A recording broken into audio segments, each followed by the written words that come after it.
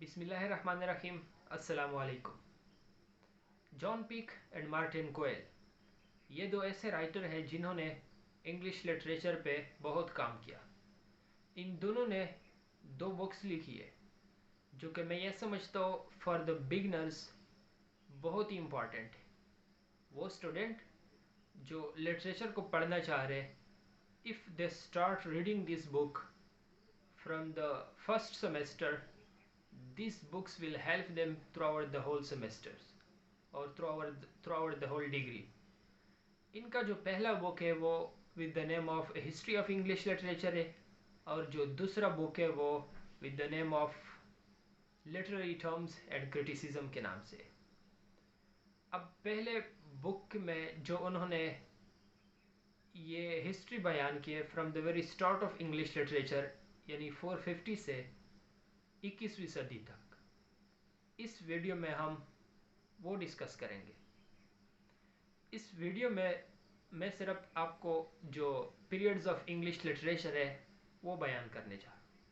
पहला पीरियड कौन सा था, उसके बाद कौन कौन से पीरियड आए, लिटरेचर में किस तरह के चेंजेस आए, तो इस वीडियो में मैं ये शेयर करने वाला।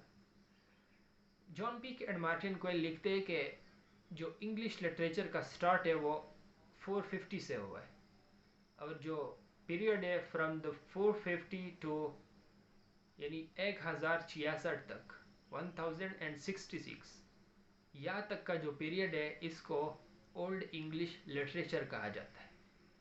फिर 1066 से 1485 तक ये जो पीरियड है इसको मिडल इंग्लिश लिटरेचर का नाम दिया इन्होंने। उसके बाद जो पीरियड आता है वो रेनेसा आता है, यानी रिवाइवल ऑफ लिटरेचर। तो इसका जो पीरियड है जो हमारे पास आता है रेनेसा का, वो फ्रॉम 1485 से लेकर आगे जाता है 1660 तक। यह हमारे पास रोमांटिक पीरियड है। फिर जो 1660 के बाद शुरू होता है फ्रॉम 1660 टू 1700, ये हमारे पास रेस्टोरेशन पीरियड है। फिर 1700 से 1789 तक ये जो पीरियड है इसके दो नाम है। एक तो इसको 18th सेंचुरी लिटरेचर भी कहा जाता है, और दूसरे लफ्ज़ों में इसी पीरियड को अगस्टन लिटरेचर भी नाम दिया जाता है। इन्होंने भी अगस्टन लिटरेचर का नाम दिया है। 1789 से जो पीरियड शुरू होता है अप टिल 1837, ये जो पीरियड है इसको रोमांटिक पीरियड कहते हैं। Romantic period of English literature 1837 तक। फिर 1837 से लेकर 1899 तक ये जो पीरियड है, और 1900 इसको विक्टोरियन लिटरेचर कहा जाता है। फिर 1900 से लेकर 1999 तक ये जो पीरियड है इसको मॉडर्न पीरियड भी कहते हैं, और इसको 20th सेंचुरी लिटरेचर भी कहा जाता है। ये जो पीरियड है ये डिवाइडेड है।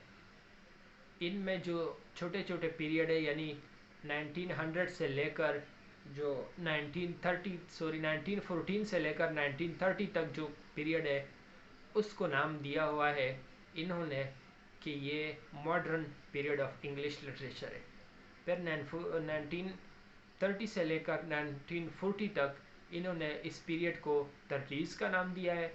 फिर 1930 से 1940 तक का जो पीरियड 1940 तक ये 30s है, और 1940 से लेकर 1950 तक ये जो है 40s का नाम इन्होंने दिया हुआ है।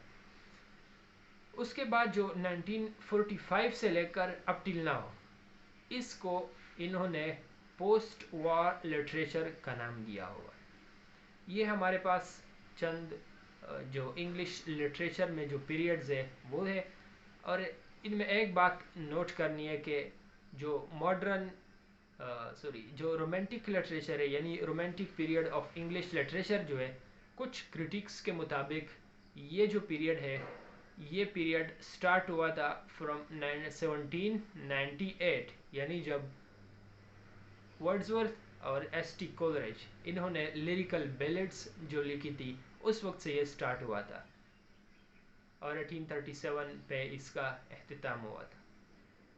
दूसरा पॉइंट जो आपने नोट करना है वो ये है कि जो हमारे पास विक्टोरियन लिटरेचर है, कुछ कहते हैं कि विक्टोरियन लिटरेचर जो है वो 1837 से स्टार्ट हुआ था, यानी जब क्वीन विक्टोरिया मलका बन गई थी उस वक्त से ये लिटरेचर जो था वो स्टार्ट हुआ था।